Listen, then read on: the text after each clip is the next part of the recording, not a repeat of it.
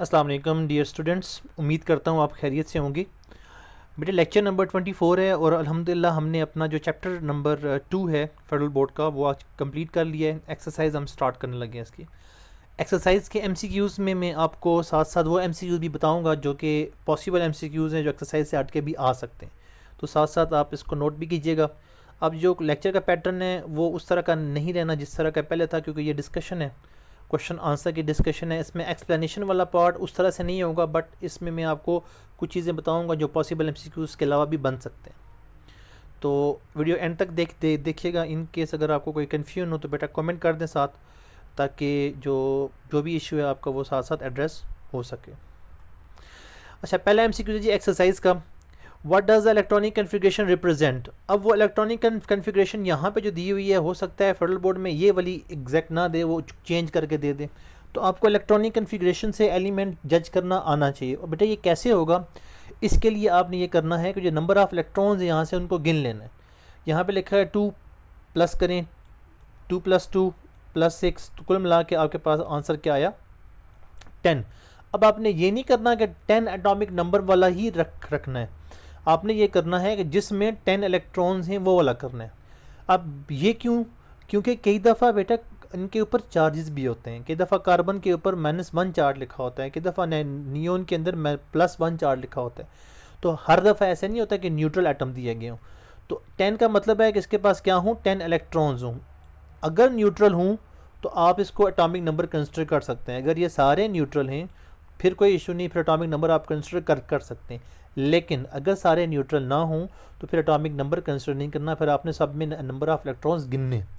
अब वो कैसे गिनेंगे बेटा, अगर -3 लिखा हुआ है इसका मतलब है जो भी इलेक्ट्रॉन्स हैं वो आपका अगर एटॉमिक नंबर आपने फाइंड करना है तो उसमें से आप उसको माइनस करेंगे।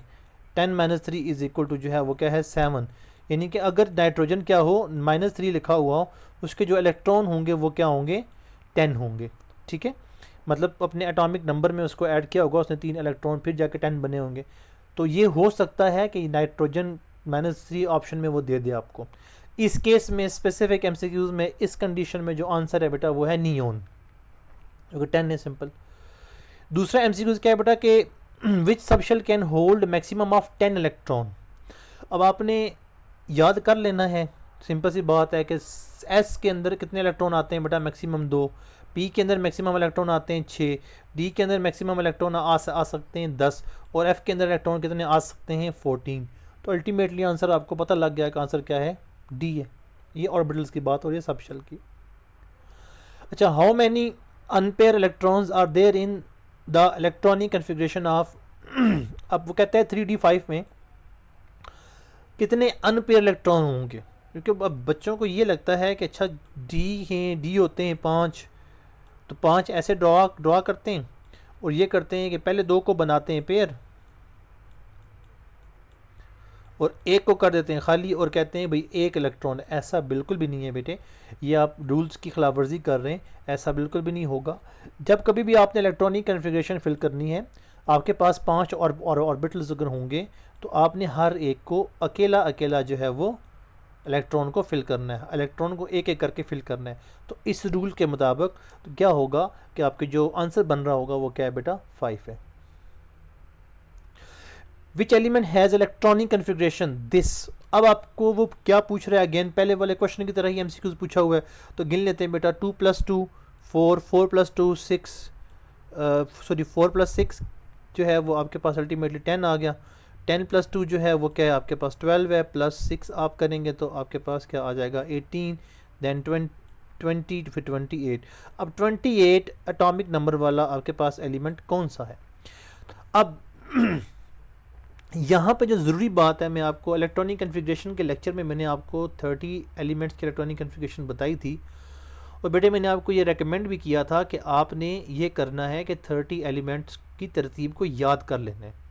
बिलतरतीब hydrogen, helium, lithium, beryllium, boron, carbon, nitrogen, oxygen, fluorine, neon, sodium, magnesium, aluminium, silicon, phosphorus, sulphur, chlorine, argon, potassium, calcium, scandium, titanium, vanadium, chromium, manganese, iron, cobalt, nickel, copper और zinc. Zinc तक बेटा आप याद रखेंगे। अगर आपको तरतीब याद है ना, फिर आपको मसला ही नहीं है। फिर आप उस तरतीब के मुताबिक जब आप आएंगे तो आपको अल्टीमेटली पता लग जाएगा कि आपके पास क्या है, 30 पे जिंक है, उसके पहले 29 पे कॉपर है, जो निकल जो है वो क्या है 28 पे है, तो अल्टीमेटली आंसर आप निकल लगा लेंगे। लेकिन अगर आपको वो तरतीब नहीं याद तो आप एमसीक्यूज वाले से गिला नहीं कर सकते, क्योंकि एटॉमिक नंबर दिया हुआ है, आपको बस वहाँ से निकालना है। ये याद रखिएगा, पीरियोडिक टेबल आपको अलाउड नहीं होता, आपको सिर्फ कुछ एलिमेंट्स के एटॉमिक नंबर और जो मैसेज दिए होते हैं जो कि आपके न्यूमेरिकल वगैरह के पर्पज़ के लिए होते हैं।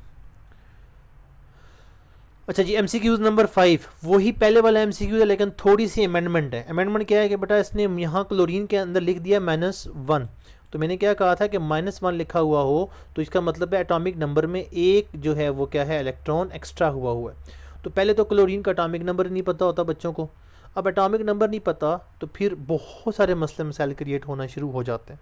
तो क्लोरीन का एटॉमिक नंबर बेटा क्या होता है, 17 होता है। अगर 17 है तो हमें 17 इलेक्ट्रॉन गिनने, प्लस ये वाला जो है माइनस का मतलब है कि प्लस यहाँ पे एक इलेक्ट्रॉन एक्स्ट्रा आया है, तो कुल मिला के हमारे पास कितने इलेक्ट्रॉन है बेटा, 18 इलेक्ट्रॉन है। बाकी जो रूल है वो सेम है। अब देखें ऑर्बिटल सारे सेम है, एक तरतीब में है, मतलब ऑर्बिटल में चेंजेस नहीं है, इलेक्ट्रॉन फिल करने। 18 इलेक्ट्रॉन गिन लेते हैं, 2 + 2 + 6 + 2 + 8, पहले वाला जो है वो क्या है 18 इलेक्ट्रॉन है। इधर जो है पी में 7 तो होते नहीं है, पी में 8 भी नहीं होते, तो अंडरस्टूड है कि पहला या फिर ऑप्शन होगा यहाँ पे एमसीक्यूज का, ये ऊपर बी है नीचे सी है, तो ऑप्शन का एमसीक्यू का ऑप्शन बेटा क्या हो सकता है, या ए हो सकता है या ये सी वाला ऑप्शन हो सकता है। लेकिन अब आपने अगर तो ये नेगेटिव को ना कंसिडर नहीं किया तो आप इसको लगा देंगे, जो कि गलत हो जाएगा।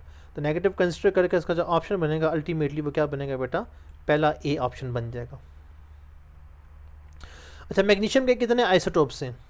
अच्छा, मैग्नीशियम का और कार्बन का, कार्बन, मैग्नीशियम, हाइड्रोजन, और इसके अलावा जो है ये जो ऐसे एलिमेंट्स हैं जिनके 3 जो है ना आइसोमर्स हैं, और फिर जो है वो आपके पास आ जाता है हाइड्रोजन, कार्बन, क्लोरीन के एग्जांपल है, ब्रोमीन की एग्जांपल है, इनके 2 होते हैं। ये जो आपकी टेक्स्ट बुक में चीज़ें अवेलेबल है ना, इनको आप साथ साथ, क्योंकि ये आपके ना असेसमेंट में है, एक असेसमेंट का लेक्चर नंबर 26 आएगा, तो उसमें एक दफ़ा देख भी लीजिएगा। इसके रेलेवेंट क्वेश्चन भी हमने डिस्कस किया हुआ है पहले एवरेज एटॉमिक मास में, अगर वो वीडियो आपने नहीं देखी लिंक ऊपर मौजूद है। तो मैग्नीशियम के कितने ऐसे आइसोटोप्स होते हैं बेटा, समझने वाली कोई ख़ास बात नहीं है, बस इसके रेलेवेंट जो मटेरियल है वो याद कर लेंगे। कार्बन के भी 3 होते हैं, हाइड्रोजन के भी 3 होते हैं, और क्लोरीन ब्रोमीन के 2 होते हैं। तो ऑप्शन जो है इसका 3 बन जाएगा, मैग्नीशियम 24, 25 और 26। ज़्यादा अबंडेंट कौन सा होता है, 79 वाला होता है, तो 79% वाला होता है, इसलिए 24 पॉइंट समथिंग जो है ना इसका आंसर आता है।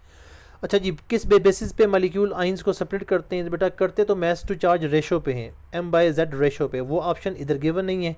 तो मास टू चार्ज रेशो पे करता कौन है, तो मैग्नेटिक फील्ड करती है। वेलोसिटी ऑफ आइंस की बेस पे नहीं होता, करती मैग्नेटिक फील्ड है।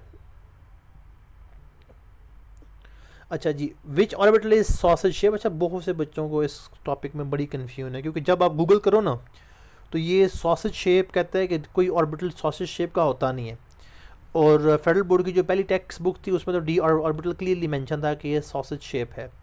अब इशू क्या है कि ये ना क्लोवर लीफ का होता है। अगर आपने हमारी शेप ऑफ ऑर्बिटल की वीडियो देखी हो फिर तो चुप करके आप डी ऑर्बिटल लगा देंगे। डी ऑर्बिटल में ना ये शेप होती है क्लोवर लीफ की, लेकिन डी ऑर्बिटल में एक और शेप भी होती है कि जिसमें ये इस तरह का एक मटेरियल आपके पास होता है। मैंने वहाँ पे भी बताया था कि इसको अ टाइप ऑफ डोनट कहते हैं, ठीक है, या फिर इसको जो है ना कि यानी कि एक पी ऑर्बिटल है, दरमियान में क्या है डोनट सा लगा हुआ।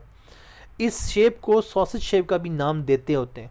कुछ बुक्स में है, मैक्सिमम ऑफ द बुक में नहीं है, तो इस केस में हम जो कंसिडर करेंगे वो अपना डी ऑर्बिटल करेंगे। वैसे जो शेप्स हैं डी ऑर्बिटल की वो आपके पास डबल डम्बल है, इलोंगेटेड डबल डम्बल है, donut with loop above and below है, ये 4 लीफ क्लोवर है, इस तरह की शेप्स कहते हैं।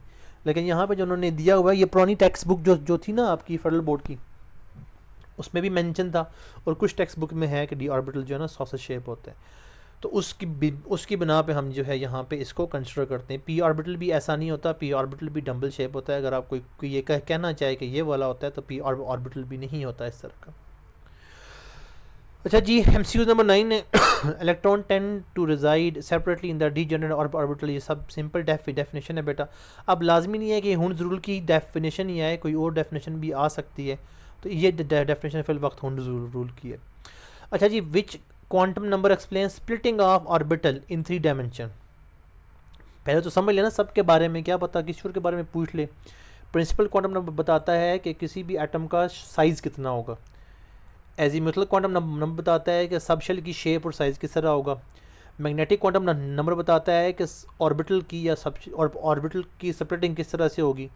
और स्पिन क्वांटम नंबर बताता है कि इलेक्ट्रॉन के स्पिन किस तरह से कर रहा होगा, क्लॉकवाइज या एंटी क्लॉकवाइज। तो ऑब्वियसली आपका आंसर आपको मिल गया कि मैग्नेटिक क्वांटम नंबर है।